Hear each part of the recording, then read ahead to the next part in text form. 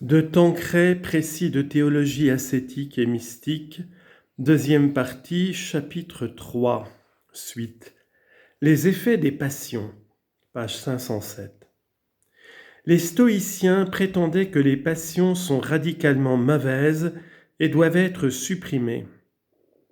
Les épicuriens déifient les passions et proclament bien haut qu'il faut les suivre. C'est ce que nos épicuriens modernes appellent vivre sa vie. Le christianisme tient le milieu entre ces deux excès. Rien de ce que Dieu a mis dans la nature humaine n'est mauvais. Jésus lui-même a eu des passions bien réglées. Il a aimé non seulement par la volonté, mais par le cœur, et il a pleuré sur Lazare et sur Jérusalem infidèle. Il s'est laissé aller à une sainte colère, a subi la crainte, la tristesse, l'ennui, mais il a su tenir ses passions sous l'empire de la volonté et les subordonner à Dieu. Quand les passions sont au contraire déréglées, elles produisent les plus pernicieux effets.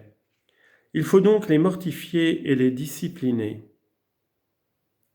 Les effets des passions déréglées. On appelle déréglées les passions qui se portent vers un bien sensible défendu ou même vers un bien permis, mais avec trop d'empressement et sans le rapporter à Dieu. Or, ces passions désordonnées aveuglent l'âme. Elles se portent en effet vers leur objet avec impétuosité sans consulter la raison. En se laissant guider par l'attrait ou le plaisir. Or, c'est là un élément perturbateur qui tend à fausser le jugement et à obscurcir la droite raison.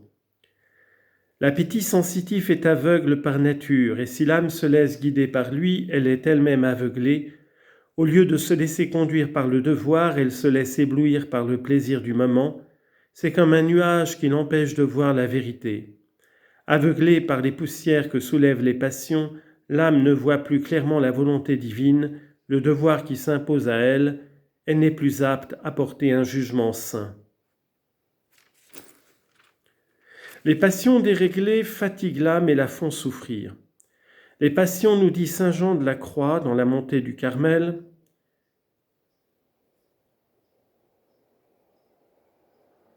sont comme les petits enfants impatients et qu'on ne saurait contenter. Ils demandent à leur mère tantôt ceci et tantôt cela et ne sont jamais satisfaits. Un avare se lasse de creuser en vain pour posséder un trésor. Ainsi l'âme se fatigue à vouloir atteindre ce que demandent ses appétits. Si l'un est satisfait, d'autres renaissent et engendrent la fatigue parce que rien ne peut les satisfaire. Les appétits fatiguent et affligent l'âme, elle est navrée, agitée et troublée par eux, comme les flots par le vent. Fin de citation de saint Jean de la Croix. De là une souffrance d'autant plus intense que les passions sont plus vives, car elles tourmentent notre âme, notre pauvre âme, jusqu'à ce qu'elle soit satisfaite, et comme l'appétit vient en mangeant, elle demande toujours davantage. Si la conscience regimbe, elle s'impatiente, elle s'agite, elle sollicite la volonté pour qu'elle cède à leurs désirs, sans cesse renaissant. C'est une torture indicible. Enfin, les passions déréglées affaiblissent la volonté. Tiraillée en sens divers par ces passions rebelles, la volonté est obligée de disperser ses forces et par là même de les affaiblir. Tout ce qu'elle cède aux passions augmente leurs prétentions et diminue ses énergies. Pareil aux rejetons inutiles et gourmands qui poussent autour du tronc d'un arbre, les appétits qu'on ne maîtrise pas vont en se développant et enlèvent de la force à l'âme comme les rejetons parasites à l'arbre. Le moment vient où l'âme affaiblie tombe dans le relâchement et la tiédeur, prête à toutes les capitulations. Enfin, les passions déréglées souillent l'âme.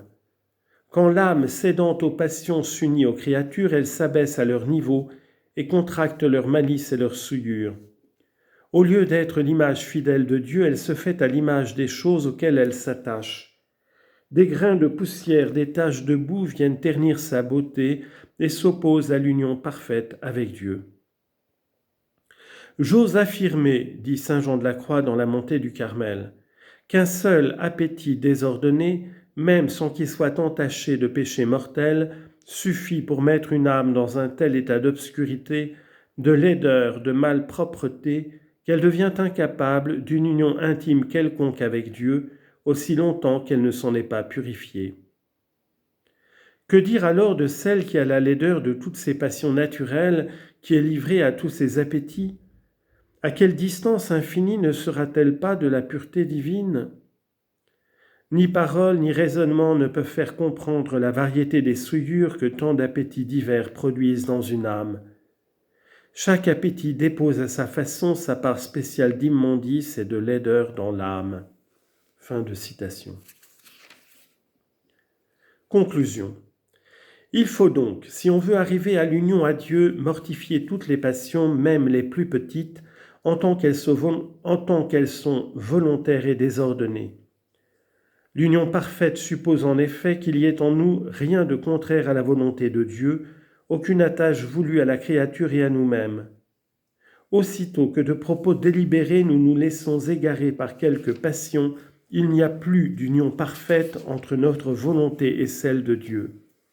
Cela est vrai surtout des passions ou attaches habituelles. Elles paralysent la volonté même lorsqu'elles sont légères. C'est la remarque de saint Jean de la Croix, qu'un oiseau soit lié à la patte par un fil mince ou un fil épais, peu importe, il ne lui sera possible de voler qu'après l'avoir rompu. Avantage des passions bien réglées. Quand au contraire les passions sont bien réglées, c'est-à-dire orientées vers le bien, modérées et soumises à la volonté, elles sont les plus précieux avantages. Elles ont les plus précieux avantages. Ce sont en effet des forces vives, ardentes, qui viennent stimuler l'activité de notre intelligence et de notre volonté et leur prêtent ainsi une aide puissante. Elles agissent sur l'intelligence en excitant notre ardeur au travail, notre désir de connaître la vérité. Quand un objet nous passionne dans le bon sens du mot, nous sommes tout yeux, tout oreille pour le bien connaître. Notre esprit saisit plus facilement la vérité, notre mémoire est plus tenace pour la retenir. Voici par exemple un inventeur animé d'un patriotisme ardent. Il travaille avec plus d'ardeur, de ténacité et de perspicacité, précisément parce qu'il veut rendre service à sa patrie. De même, un étudiant soutenu par la noble ambition de mettre sa science au service de ses compatriotes fait plus d'efforts et aboutit à des résultats plus appréciables.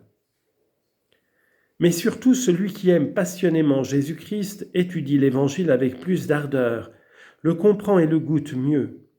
Les paroles du Maître sont pour lui des oracles qui portent en son âme une lumière étincelante. Elles agissent aussi sur la volonté pour l'entraîner et décupler ses énergies. Ce que l'on fait avec amour est mieux fait, avec plus d'application, de constance, de succès. Que ne tente pas une mère aimante pour sauver son enfant? Que d'actes héroïques inspirés par l'amour de la patrie? De même, quand un saint est passionné d'amour pour Dieu et pour les âmes, il ne recule devant aucun effort, aucun sacrifice, aucune humiliation pour sauver ses frères. Sans doute, c'est la volonté qui commande ces actes de zèle, mais la volonté inspirée, stimulée, soutenue par une sainte passion. Or, quand les deux appétits, sensitifs et intellectuels, en d'autres termes, quand le cœur et la volonté travaillent dans la même direction et unissent leurs forces, les résultats sont évidemment beaucoup plus importants et durables.